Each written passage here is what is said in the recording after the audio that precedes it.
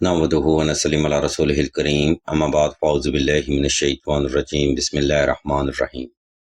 ناظرین کرام، اس ویڈیو میں ہم آپ کو اسم مبارکہ یا حسیبو کا وظیفہ بتائیں گے اور مزید آپ کو یہ بھی بتائیں گے کہ اس مبارک اسم اعظم سے آپ کون کون سے روحانی فوائد و فضائل حاصل کر سکتے ہیں۔ عزیزان محترم، یا حسیبو کے لغوی معنی اے کفایت کرنے والا اور حساب کرنے والے کے ہیں۔ یہ زبردست اسم اعظم ہر حاجت کی تکمیل کے لیے ایک زبردست نوری عمل مانا جاتا ہے۔ ایسے لوگ جو اپنی زندگی میں ہر وقت آزمائش، مفلسی، تنگ دستی یا بندش کو پاتے ہیں، ان کو چاہیے ہر نماز فجر کے بعد اسم مبارکہ یا حسیبو کا مراقبہ کریں۔ انشاءاللہ میرے مولا کے فضل و کرم سے ہر حاجت کی تکمیل ہوگی اور ہر بندش سے نجات ملے گی۔ آج ہم آپ کو اس وظیفہ کا طریقہ، دورانیہ اور تعداد کے بارے میں بھی بتائیں گے، اس لیے تمام تر سننے والے افراد سے ہم توجہ کی بھرپور گزارش کرتے ہیں۔ ناظرین محترم، یا حسیبو کا وظیفہ آپ نے 2 رکعت صلاۃ الحاجت نفل اور حسب تفیق صدقہ سے ہی شروع کرنا ہے۔ نمبر 2، وظیفہ اسم اعظم یا حسیبو آپ نے خاص تنہائی میں کرنا ہے تاکہ آپ کی توجہ اپنے مقصد سے غافل نہ ہونے پائے۔ نمبر 3، یا حسیبو کا وظیفہ آپ نے صاف ستھرے کپڑے پہن کر اور خاص خوشبو لگا کر ہی کرنا ہے۔ ناظرین کرام، اسم اعظم کا عمل ایک پرسرار نوری عمل ہوتا ہے جس کی حقیقت سے بہت ہی کم لوگ آشنا ہوتے ہیں۔ اہل علم بیان فرماتے ہیں کہ اسم اعظم میں کائنات کے اہم راز چھپے ہیں، اور جو انسان ان رازوں سے آشنائی حاصل کر لیتا ہے تو وہ وقت کا ولی، صاحب علم، صاحب حاجات اور صاحب نصاب بن جاتا ہے۔ اس اسم اعظم کے بارے میں بے شمار حدیث و تفسیر ثابت ہیں اور بے شک یہ وظیفہ سند سے ثابت شدہ ہے۔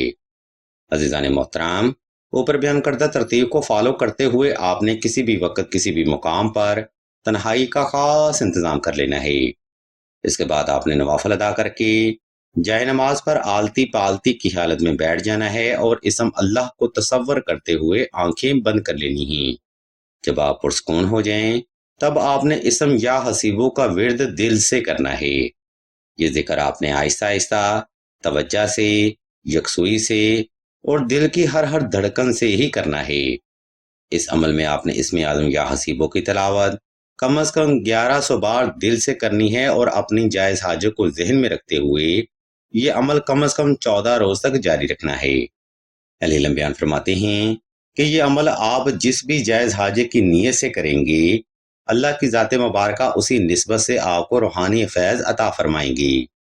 یعنی اگر آپ رزق کی بندش، مال و اسباب میں بے برکتی، رشتہ اور شادی کی بندش، جادو، سحر و اسے، فوبیا، ہسٹیریا 18 اور ہر قسم کی روحانی اور جسمانی بیماری سے نجات پاتے ہیں، بس کوشش رہے آپ کی حاجت جائز اور نیت ٹھیک ہونی چاہیے۔ وظائف کی مزید معلومات یا روحانی مسائل کے حل کے لیے السیدہ کے نمبر پر واٹس ایپ کر کے مزید رہنمائی بھی حاصل کر سکتے ہیں۔